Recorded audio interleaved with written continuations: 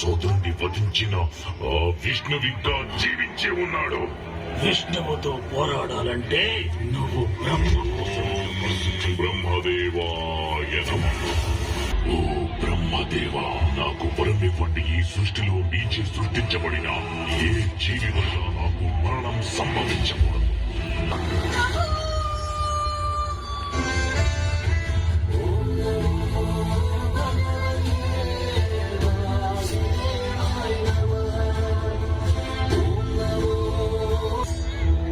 దేవా విష్ణువు తొత్తువే కదా, పిలువతండి.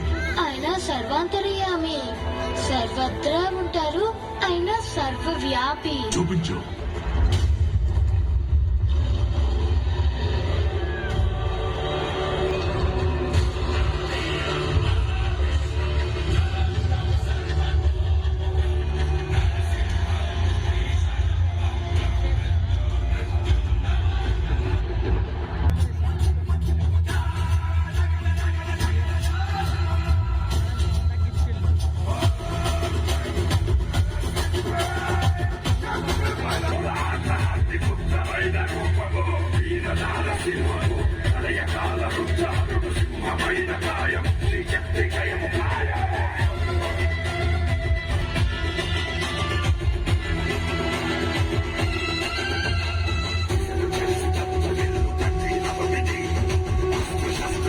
హిరణ్యకశ్యపు, నీకిదెప్పుడు అర్థమవుతుంది?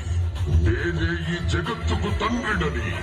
బ్రహ్మదేవుడు నా సృష్టి, నేనే సృష్టికర్తను, నేనే భగవంతుడిని. మూర్ఖుడా, నన్ను చూడు.